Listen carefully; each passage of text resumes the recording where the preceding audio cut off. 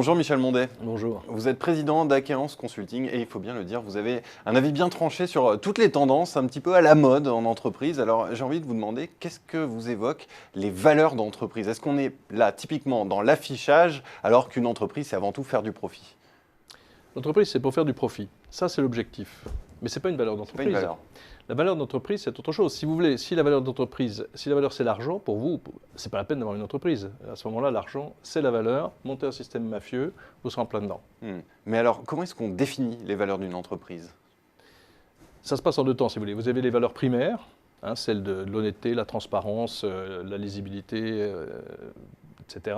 Et ça appartient au monde de l'entreprise. Je sais bien qu'il y a des tas d'entreprises prises en défaut là-dessus, de collaborateurs pris en défaut sur ces sujets, mais c'est ça les valeurs primaires. C'est ce qui fait qu'on est en entreprise et qu'on n'est pas dans un système mafieux. Puis vous avez un deuxième sujet qui sont les valeurs secondaires, qui elles sont plus proches de la culture d'entreprise, qui sont l'ambition, la fierté d'un produit, qui sont le leadership sur un marché. Ça, c'est les valeurs secondaires qu'il faut pouvoir identifier. Si vous voulez, c'est un peu comme le Coca. Vous avez des valeurs primaires qui sont le petit secret du Coca-Cola, et puis vous avez les valeurs secondaires qui font que vous avez vraiment une bouteille de Coca-Cola, tout dedans, si vous voulez. Et en quoi est-ce important de définir ces valeurs clairement?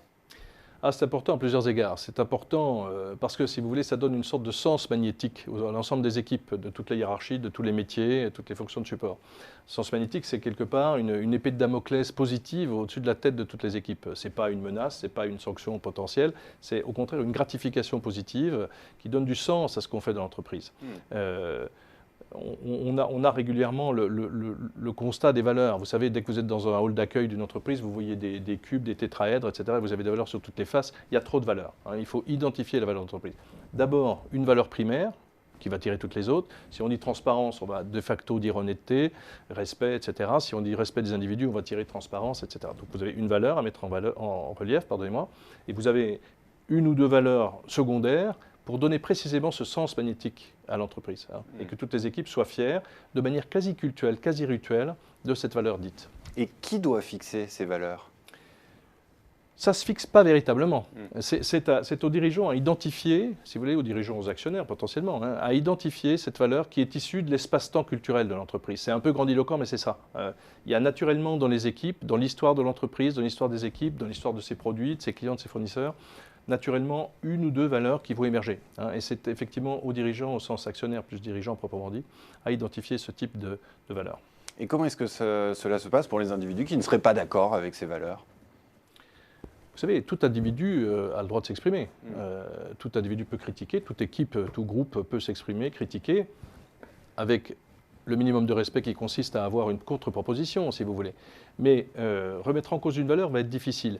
C'est plutôt l'absence de valeur affichée ou de clarté de la valeur qui va rendre les choses compliquées. Je vais prendre un exemple, si vous voulez bien, Thibault. Vous prenez l'affaire des subprimes. L'affaire des subprimes, on était dans une entreprise qui, normalement, doit effectivement respecter transparence, honnêteté, lisibilité, etc. On est dans des produits plus ou moins dangereux, dont les managers eux-mêmes savent que c'est plus ou moins dangereux.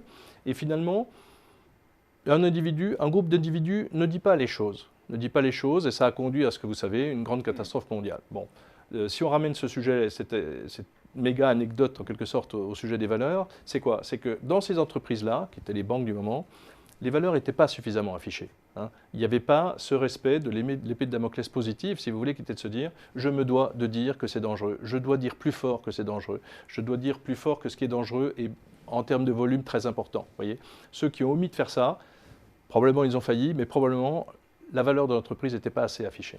Oui, en tout cas, ce n'est pas que de la communication, ces valeurs d'entreprise. Merci beaucoup Michel Mondet. Merci à vous.